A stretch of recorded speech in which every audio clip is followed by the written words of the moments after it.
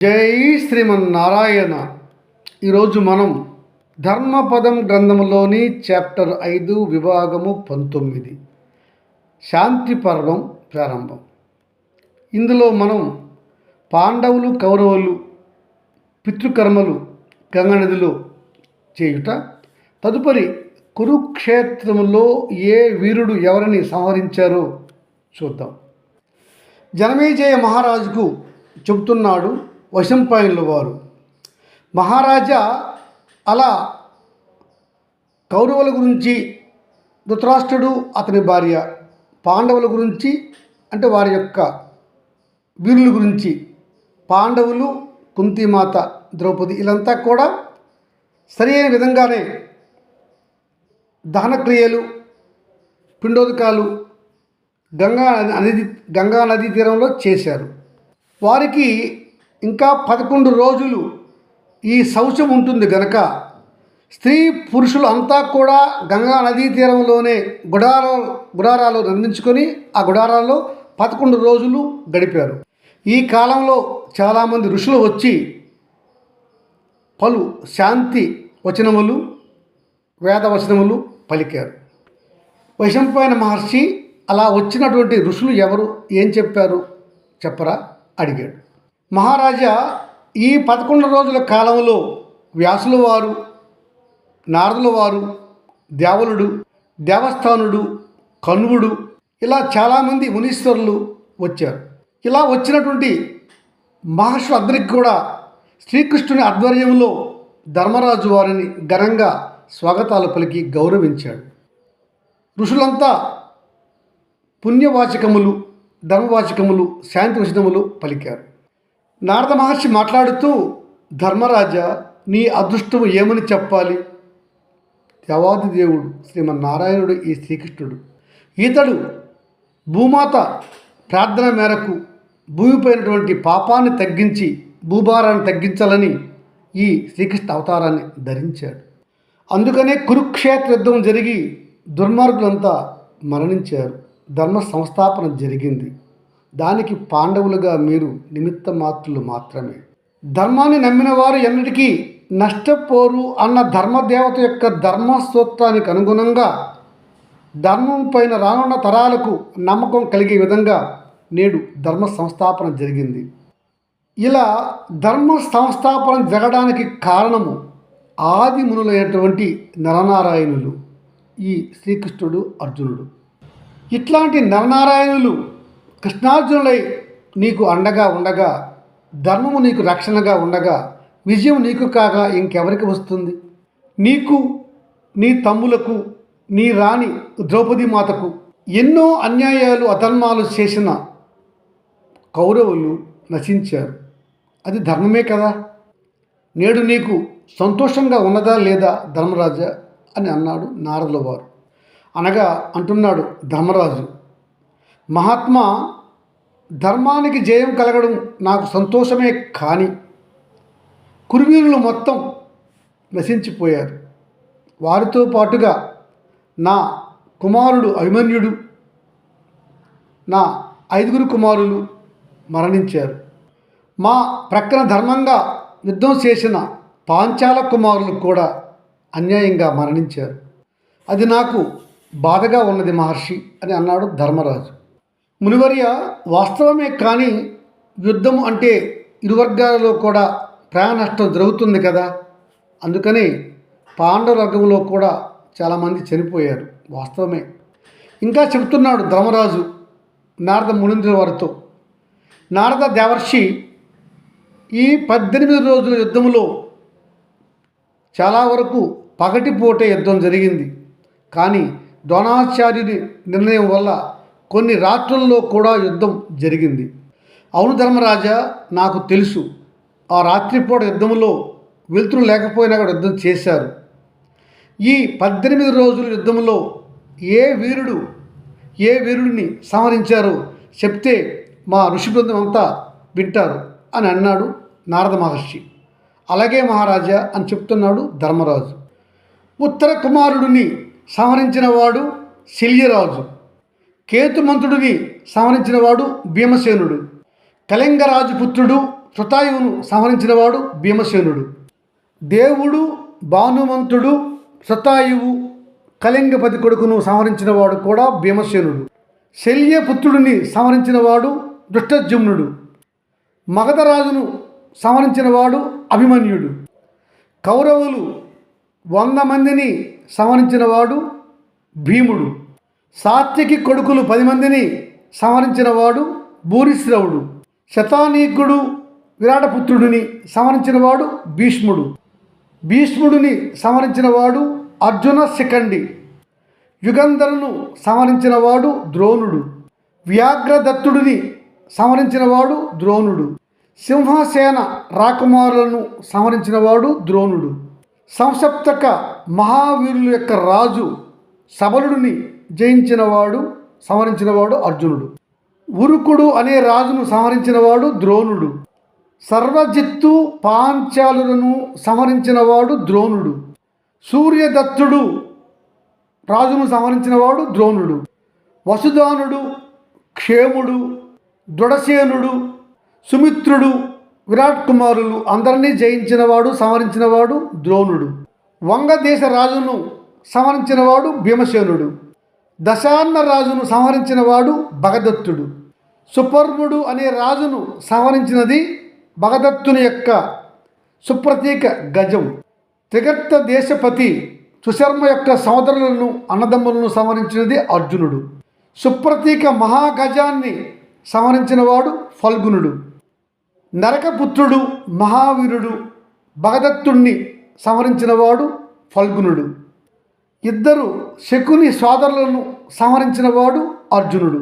నీలుడు అనే రాజును సంహరించినవాడు అశ్వత్థామ.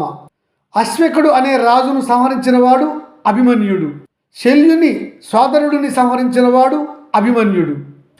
కర్ణుని సోదరులు వసరాజు, శల్యుని కుమారుడు రుక్మరథుడు, దుర్యోధనుని కుమారుడు లక్ష్మణ కుమారుడు, కోసలరాజు బృహద్బలుడు. ఈతడు శ్రీరామునికి 16వ తరం రాజు.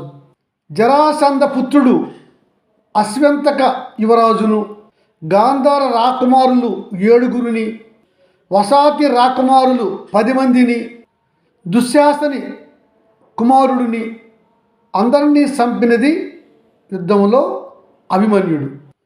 అభిమన్యుడి చేతిలో చివరగా చనిపోయినది దుశ్శాసనుని కుమారుడు. దుశ్శాసనుని కుమారుని చేతిలో చనిపోయినది అభిమన్యుడు. భోజరాజును సంహరించినది కృతవర్మ. వరుణదేవుని కుమారుడు శతాయువు మహావీరుడు, అతడిని సంహరించినది అర్జునుడు. కాంబోజరాజు సుదక్షిణుడిని సంహరించినది అర్జునుడు. ఇంకా శతాయువు కుమారుడు అయుతాయువు రాకుమారుడు, నియతాయువు రాకుమారుడు, దీర్ఘాయువు రాకుమారుడు అంబస్తరాజు శతాయువు, అవంతిరాజు విందుడు, అవంతిరాజు అనువిందుడు. ఈ 2 శ్రీకృష్ణుని భావమర్దులు, మిత్రవింద సోదరులు, జయసేనుని కుమారులు. వీరందరినీ కూడా సంహరించినది అర్జునుడు. క్షామదూతి రాజును సంహరించినది బృహత్ క్షత్రుడు. వీరధనువు రాకుమారుడిని సంహరించినది పుష్టకేతువు. త్రిగర్తరాజు నరమిత్రుడిని సంహరించినది సహదేవుడు. వ్యాఘ్రదత్త రాజును సంహరించినది సాత్యకి. శలుడు అనే రాజును సంహరించినది సహదేవుని కుమారుడు. అలంబసుడు అనే రాక్షస వీరుడిని సంహరించినది ఘటోత్కచుడు. పాంచాల రాకుమారులు 20 మందిని సంహరించినది ద్రోణుడు. కేకే రాకుమారులు 100 మందిని సంహరించినది ద్రోణుడు. 7 కురురాజులను సంహరించినది సాత్యకి. సుదర్శనుడను మహారాజును సంహరించినది కూడా సాత్యకియే. పాంచాల యువరాజు వీరకేతును సంహరించినది ద్రోణుడు. ఇంకా ద్రోణుడు చిత్రకేతువుతో పాటుగా సుధానువుడు, చిత్రవర్మ, చిత్రరథుడు, బృహత్క్షత్ర రాజు, శిశుపాల కుమారుడు దుష్టకేతు, శిశుపాల మనుమడు, జరాసంధ పుత్రుడు సహదేవుడు. వీరందరినీ కూడా ద్రోణాచార్యుల వారు సంహరించారు. అలంబసుడు అనే రాక్షసుడిని సంహరించినది సాత్యకి. భూరిశ్రవుడిని సంహరించినది సాత్యకి. సైంధవుడిని సంహరించినది అర్జునుడు. కేకేయ రాకుమారులు, దుష్టజమున పుత్రులు, శిబిరాజు వీళ్ళని సంహరించినది ద్రోణుడు. భానుమంత రాకుమారులు, ధ్రువరాజు, జయరథ మహారాజు, కళింగరాజు భానుమంతుని కుమారులు అందరినీ చంపినది యుద్ధంలో భీముడు. ఘటోత్కచుని కుమారుడు అంజన పర్వుడు, అతడిని సంహరించినది అశ్వత్థామ. కురు వృద్ధుడు బాహ్లికుని యుద్ధములో సంహరించినది భీమసేనుడు. శకుని తమ్ములు 12 మందిని సంహరించినది యుద్ధంలో భీముడు. సోమదత్తుడు అనే మహావీరుడిని సంహరించినది సాత్యకి. భూరిశ్రవుని కుమారులను కూడా యుద్ధంలో సంహరించినది సాత్యకి.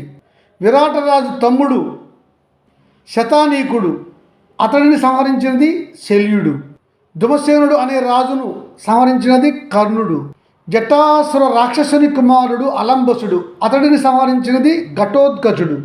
బకాసుర పుత్రుడు అలాయుధాసురుడు, అతడిని సంహరించినది ఘటోత్కచుడు. ఘటోత్కచుని సంహరించినది కర్ణుడు.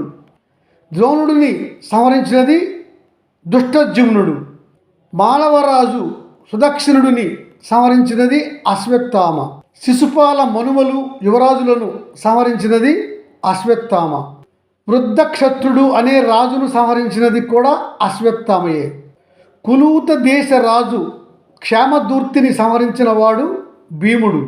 విందాను విందులు వీరు వేరు, శ్రీకృష్ణుని బామర్దులు కారు. వీరిద్దరిని సంహరించినది సాత్యకి.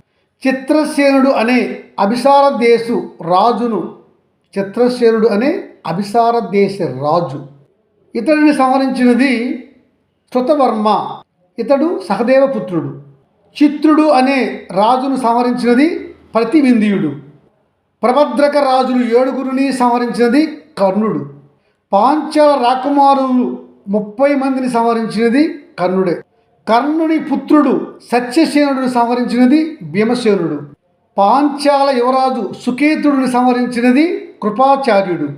పాంచాల రాకుమారులు 80గురిని సంహరించినది కర్ణుడు. పాండ్యరాజు మలయధ్వజుడిని సంహరించినది అశ్వత్థామ. వంగరాజును సంహరించినది సాత్యకి. పౌండ్ర దేశ రాజును సంహరించినది సహదేవుడు.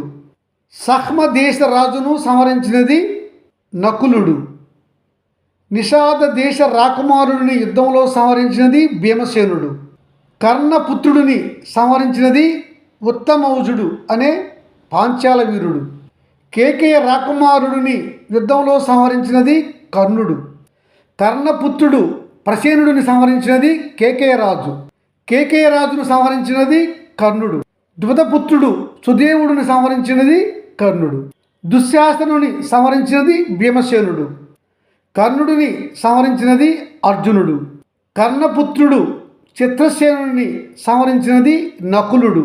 సత్యసేనుడు సుశర్ముడు అనే కర్ణ కుమారులను కూడా నకులుడే సంహరించాడు. శల్య మహారాజు సంహరించినది ధర్మరాజు. శల్వరాజును సాత్యకి సంహరించెను.